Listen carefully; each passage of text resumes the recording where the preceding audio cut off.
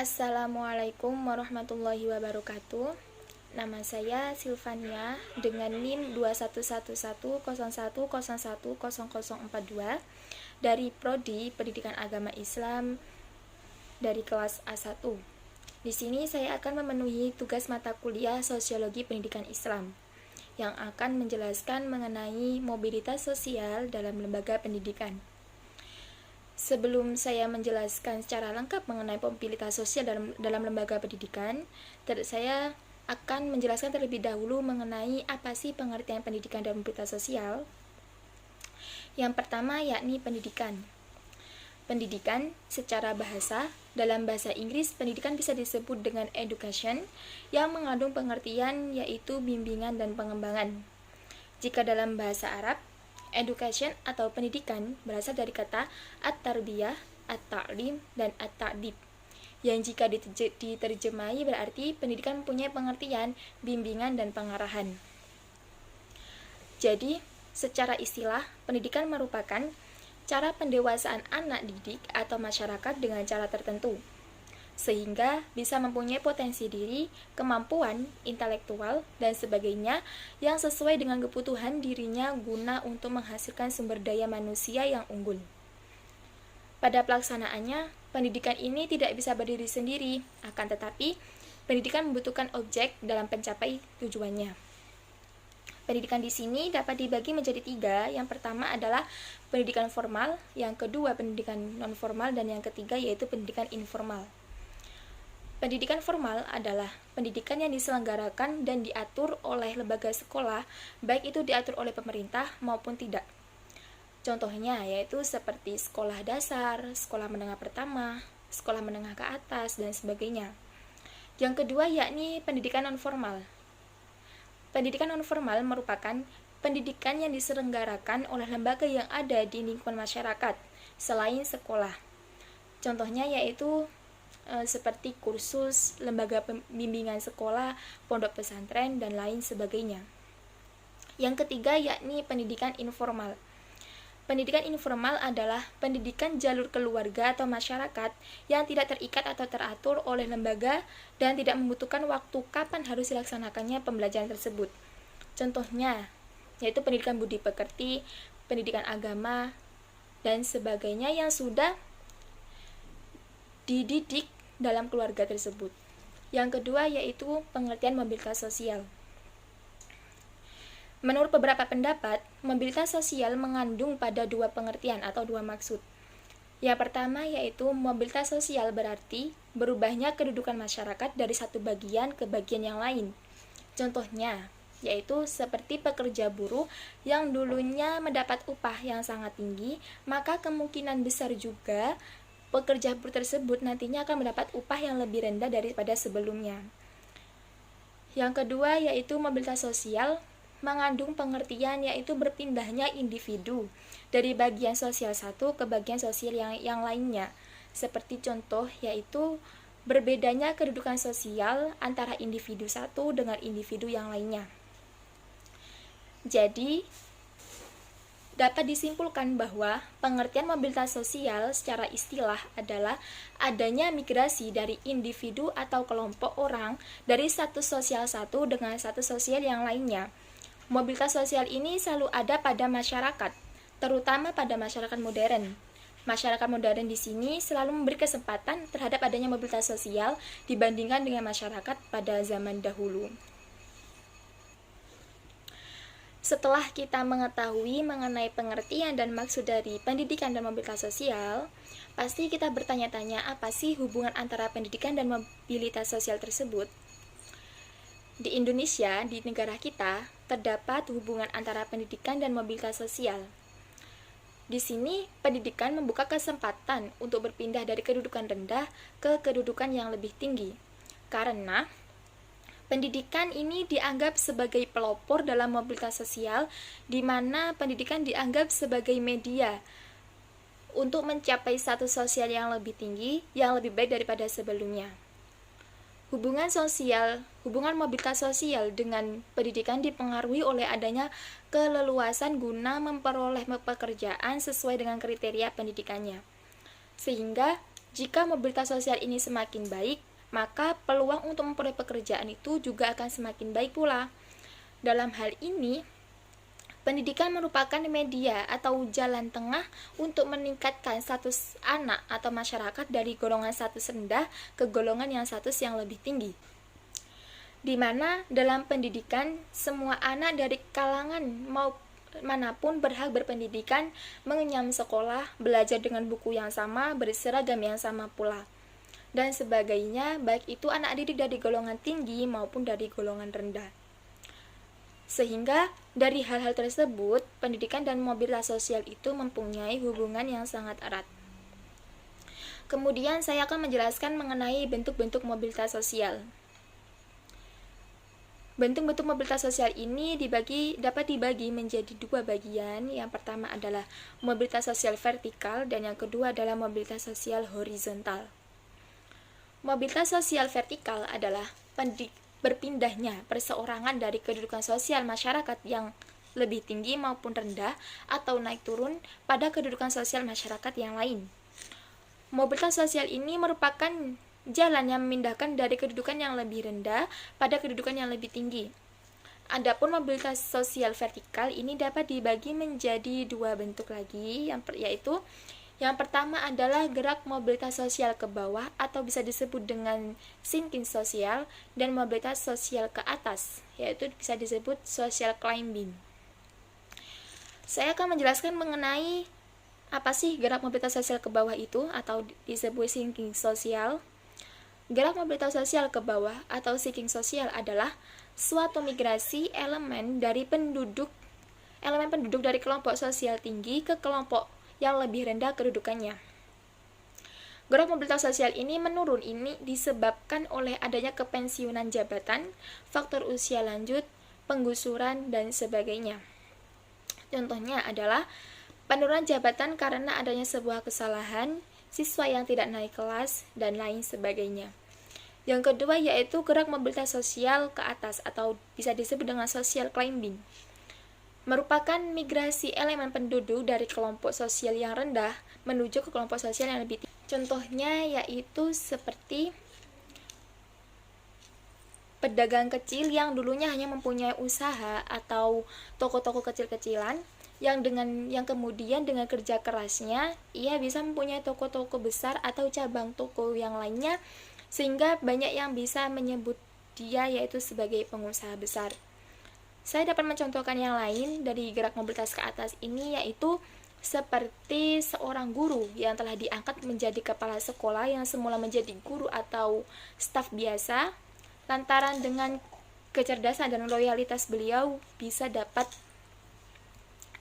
menuju pada kepala sekolah, seperti itu. Untuk bentuk yang kedua yaitu mobilitas sosial horizontal. Mobilitas sosial horizontal merupakan migrasi setiap individu dari golongan sosial satu dengan golongan sosial yang lainnya pada kondisi yang berbeda. Bentuk mobilitas sosial horizontal ini kebanyakan terjadi pada migrasi penduduk kewarganegaraan, perpindahan tempat penguasaan kerja seseorang, dan sebagainya. Namun, mobilitas sosial horizontal ini pada umumnya tidak mengganti kedudukan seseorang, sehingga minimnya akan terjadinya perubahan daripada kehidupan yang sebelum-sebelumnya. Beberapa contoh dari bentuk mobilitas sosial horizontal yaitu yang pertama adalah seperti halnya mahasiswa semester 6 yang saat ini sedang melakukan KKN, sehingga mahasiswa tersebut diharuskan untuk berpindah ke desa yang lain untuk melakukan pengabdian dengan menyiapkan program kerja dalam pembunuhan tugas KKN tersebut. Contoh yang kedua yaitu misalnya seorang guru yang dialih dalam penugasannya untuk menjadi guru di sekolah luar kota atau daerah. Mobilitas sosial horizontal ini dapat dibagi menjadi dua jenis pula. Yang pertama yaitu mobilitas sosial antar generasi dan mobilitas sosial intragenerasi. Saya akan menjelaskan mengenai mobilitas sosial antar generasi. Mobilitas sosial antar generasi adalah proses transformasinya derajat orang yang digapai berbeda dengan derajat orang tuanya. Mobilitas sosial antar generasi ini dapat diidentifikasikan pada perkembangan derajat hidup pada satu gen atau satu keturunan, naik atau turunnya derajat pada satu gen tersebut. Hal ini bukan hanya merujuk pada satu sosial kemasyarakatannya saja, namun juga menunjuk pada satu garis gen ke gen selanjutnya tersebut secara turun-menurun. Salah satu contoh pada bentuk mobilitas sosial ini adalah, yaitu saya mengambil nama Pak Abdul ya. Pak Abdul adalah seorang pedagang yang pas-pasan. Beliau terakhir berpendidikan yaitu hanya sampai pada sekolah dasar atau SD. Namun, suatu kemudian beliau menyekolahkan anaknya hingga berpendidikan tinggi atau bisa disebut dengan sarjana. Karena berpendidikan tinggi tersebut, anak dapat membuka usaha dan berhasil merubah ekonomi keluarganya tersebut yang mulanya ekonominya pas-pasan dengan lantaran kesuksesan anaknya itu, maka ekonomi keluarga tersebut dapat berubah menjadi meningkat. Contoh tersebut menunjukkan bahwa terjadinya perubahan taraf hidup sosial pada keluarganya antara anak dengan ayahnya. Dan hal itu juga merupakan mobilitas sosial yang bersifat antar generasi. Bentuk kedua yaitu mobilitas sosial intragenerasi. Mobilitas sosial intragenerasi merupakan proses migrasi kedudukan seseorang yang dilakukan pada masa kehidupannya. Contohnya yaitu seperti Pak Ahmad merupakan seorang pedagang kecil yang mempunyai usaha sendiri dan istrinya hanya menjadi seorang ibu rumah tangga saja yang tidak mempunyai pekerjaan. Namun, beberapa tahun kemudian, Pak Ahmad ini tiba-tiba mempunyai toko yang sangat besar dan mempunyai cabang toko di mana-mana. Hal tersebut bisa disebabkan karena kesabaran tekunnya beliau dan kerja kerasnya beliau, atau bisa mungkin juga disebabkan karena keberuntungan dalam hidup. Kemudian, saya akan menjelaskan mengenai teori mobilitas sosial. Banyak dari para ahli sosiologi yang menguraikan mengenai berbagai macam teori pada mobilitas sosial. Berbagai macam teori dalam mobilitas sosial tersebut yaitu yang pertama adalah teori Martin Lipset dan Hans Zetschaber. Teori ini lebih menekankan pada sebab adanya mobilitas sosial pada masyarakat dan pendidikan. Secara logika, menurut pemikiran kita, bahwa di setiap kalangan masyarakat pasti akan ada berpindahnya penduduk mobilitas sosial ke atas maupun ke bawah, yang terjadi pada kelompok atau individu suatu masyarakat tersebut. Menurut teori ini, mobilitas sosial terbagi menjadi 4 bagian. Yang pertama yakni ranking okupasi, yang kedua yaitu ranking konsumsi, yang ketiga yakni ranking kelas sosial, yang keempat yakni ranking kekuasaan. Teori kedua yaitu teori Lab-Turner. Teori Lab-Turner ini merumuskan bahwa mobilitas sosial itu terdapat 2 macam mobilitas menurut aturan masyarakat, di antaranya yang pertama yakni mobilitas sponsor dan yang kedua yakni mobilitas kontes. Mobilitas sponsor merupakan adanya aturan masyarakat untuk masuk ke dalam kedudukan sosial yang lain dengan menentukan kriteria yang telah ditentukan. Yang kedua yakni mobilitas kontes. Mobilitas ini lebih menekankan pada aturan yang mana golongan atas menjadi imbalan hidup yang didapatkan melalui suatu persaingan. Teori yang ketiga yakni teori Pitirim-Sirokin. Menurut teori ini, definisi mobilitas sosial adalah suatu migrasi individual dalam lingkup sosial. Pada mobilitas sosial, pandangan kita bukan hanya pada satu individu saja, melainkan kepada banyak individu atau bisa disebut dengan kelompok-kelompok sosial penduduk.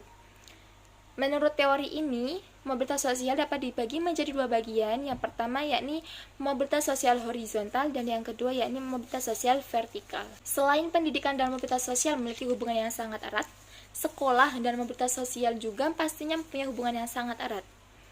Secara umum, tingkat sekolah dalam mobilitas sosial ini diyakini bahwa semakin tingginya sekolah yang diampu, maka semakin besar pula peluang untuk mobilitas atau perubahan untuk anak-anak dari kedudukan atau status sosial yang rendah maupun menengah atau sederhana ke status sosial yang lebih tinggi. Namun, asumsi yang seperti itu belum tentu dikatakan selalu benar. Jadi, meskipun keharusan belajar hanya sampai pada SMA, hal itu masih selalu menjadi soal apakah dengan belajar hanya sampai pada SMA, mobilitas sosial pada anak-anak akan semakin meningkat atau bahkan tambah menurunnya sistem mobilitas sosial ini. Nah, di dalam UU Indonesia, Pendidikan berlaku bagi siapa saja dan merupakan semua hak dan kewajiban bagi seluruh penduduk di Indonesia. Tanpa adanya perbedaan antara penduduk yang berstrata tinggi dengan yang rendah, namun dalam realitasnya pendidikan ini masih bersifat diskriminatif, di mana banyak dari orang tua yang tidak bisa membiayai anaknya untuk bersekolah atau mengenyam pendidikan di sekolah menengah ataupun di perguruan tinggi. Salah satu faktor orang tua yang tidak bisa menyekolahkan anaknya itu karena kurangnya status ekonomi pada hidupnya. Mereka tidak punya biaya untuk membayar SPP, sekolah maupun pendidikan tinggi anaknya. Dengan demikian, pada kehidupan yang nyata, terjadilah perbedaan sosial yang terlihat dari golongan masyarakat yang mempunyai status sosial yang rendah ke yang tinggi. Hal itu bisa dilihat dari representasi status sosial seperti rumah mewah, mobil mewah yang dimilikinya, dan lain sebagainya. Pada dasarnya, dengan kita bersekolah, mampu merubah status sosial masyarakat sehingga menjadi meningkat daripada sebelumnya. Melalui pendidikan, maka diberikannya jalan agar memperbolehkan seseorang yang mempunyai kesempatan untuk meniadakan adanya sikap diskriminasi atau pembeda pada status kedudukan sosial masyarakat. Namun, sekolah di sini masih belum mampu untuk membatasi derajat sosial tersebut. Itulah tadi materi yang saya paparkan, mudah-mudahan bermanfaat. Kurang lebihnya mohon maaf. Wassalamualaikum warahmatullahi wabarakatuh.